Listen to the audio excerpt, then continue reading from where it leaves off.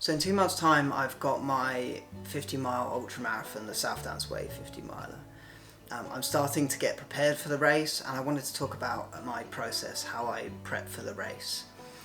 So in a previous video, I spoke about my training, about the breakdown of activities, how I'm going to do certain sessions, my volume, etc. Now, all of that training is basically designed so that I'm mentally prepared for the race. The long runs are all designed so that I've got the confidence that I know I can run the distance. The sessions are there to make sure that I know I can run a bit faster if I need to. So the whole training plan is all about I'd say like 50% physical, but like 50% mental. I'm trying to prepare myself for what the race is going to be like. Another big aspect of my preparation is about the route. I'm going to be running this race for something like 8 to 9 hours, and personally I like to have a few things that break that up, so I'm sort of working to certain goals. And with the Hurtwood that I did previously, it was about hitting the elevation, so running up to all of the different peaks. There were 6 of them in that race, and that was how I broke up the race. And I'm going to do a similar thing for the South Downs Way 50. So I will map out the entire route, and I will map out each elevation point. So I'm going to be running up to each of the different hills throughout the route, and I'm going to map out how long the distance is to each of those hills, and also the elevation, so I have a feel for what each of those climbs is going to be like. Now, ideally, I'd like to do a recce of the route. I'd like to go out there and run most of the route before I actually run the race, but that's not going to be possible for the South Downs Way 50. So what I've done is I've looked at people who've previously run the race. I've gone through the results and I found them on Strava, and I've looked at their races and looked at how fast they've run it, and also I've taken the data of all of the kilometre laps to see each lap. Is it climbing? Is it descending? Just so I can get a feel for how fast I'm going to run each section of the race. Now, I think the fastest possible time for the 50 miler is going to be something like 8 hours. I've gone through and I found a few people who ran it in 8 hours last year who've got a kind of a fitness level that I might potentially be at by the time I get to the race.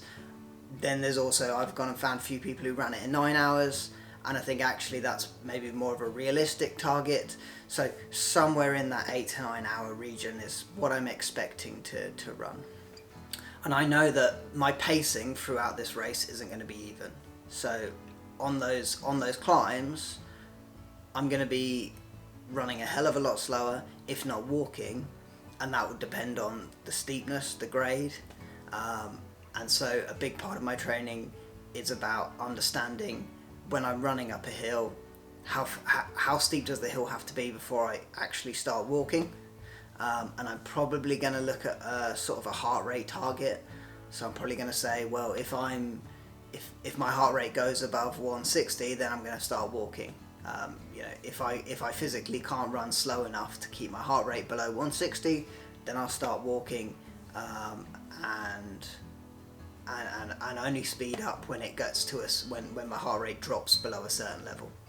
So I want to be in a position when I get to the race that I know pretty much off by heart each of the main peaks that I'm going to get to, and roughly how long it's going to take me to get to each of them. I'll do the same with aid stations, so I'll map out all of the different aid stations so I know roughly when I'm going to hit them, and from a time perspective, what time am I going to hit them in. That way I can tell if I'm running too fast and I need to ease off, or actually if I need to readjust my expectations about how long this race is going to take me. So from a route perspective, before I run the race, I like to get really into the detail of each climb, each descent, how fast I think it's going to take me, and I want to be realistic about that, and I'll use other people's experience based on their Strava profiles to see how fast they are. I'll look at their personal bests on Strava and see how quickly they ran this race and what their training was like in the build up to the race. And that's going to give me a really good view of how long this race is going to take me. Nutrition's another thing that I like to really play around with and train with in the lead up to the race. When I ran the Hurtwood the first time, I planned out my nutrition really well. I knew how much I was going to drink, and because it was a relatively hot day, I was drinking a lot of water, so I got my tailwind that I had in my water bottles down really quickly and moved on to the gels by like the second aid station. I essentially used the same fueling strategy when I ran the Hurtwood the second time, but it was much colder and I didn't go through the bottle, I didn't drink nearly as much water, so it meant that I didn't get nearly as much fuel, and I think that was part of the reason why I was so much more tired towards the end of the race. I know that the South Downs Way 50 mile is going to be in April, so it's going to be warmer, so I probably won't have the similar problem, but I need to take into account that if it's a cold day, I might not be drinking as much, so maybe I need to start taking on gels much earlier.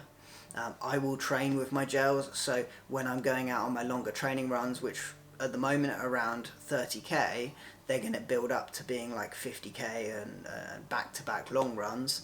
I'm going to be training with gels, and I'll be taking gels roughly every 45 minutes. Now I know that that's a sensible fueling strategy for me. It's not going to push my stomach too hard. So I'll still do that in my training just to build up a bit of resistance, to get my stomach trained to having those gels, having those calories in my stomach on a run, just to kind of get my body used to it. Now gear is one of those things that I don't really worry too much about going into a race. I've got one pair of trail shoes which I'm unlikely to swap out, and I will have the mandatory gear that the race requires. But other than that, I'm going to have as little as possible. I'll take the GoPro, which adds a bit of unnecessary weight, but I like making the films, so I'm definitely gonna take it. But yeah, from a clothing perspective, I will just use the gear that I train with. So I wouldn't say I put a lot of focus on gear, but where possible, I will try and make it as light as possible. Yeah, it's not going to be a big focus for me, especially not until, the few weeks leading up to the race, when I might, start looking at making sure I've got specific amounts of gels and making sure I've got the mandatory gear. So going into a race, going into an ultramarathon, the biggest part for me is the training. Making sure that I'm confident that I've done the long runs that I needed to, and that I'm comfortable running for that length of time, so that I'm mentally prepared for the race. And then it's also around the route, and I will go into a lot of detail understanding each climb, each descent, when I'm going to get to certain points, and looking at other athletes to see how they've trained. And essentially I'm just trying to give myself the confidence that I can get to the end and that I'm not going to run too fast, because that's my only goal for the 50 miler. It's my first 50, so I just want to finish. I'm not going to be worried if I lose half an hour somewhere. Maybe in the future I'll try and race one, but for the race in a couple of months' time, it's just about getting to the finish line. Cool. So yeah, that's just kind of my thoughts about how I'm approaching this race and how I'll approach future races. But yeah, thanks for watching. Cheers, bye.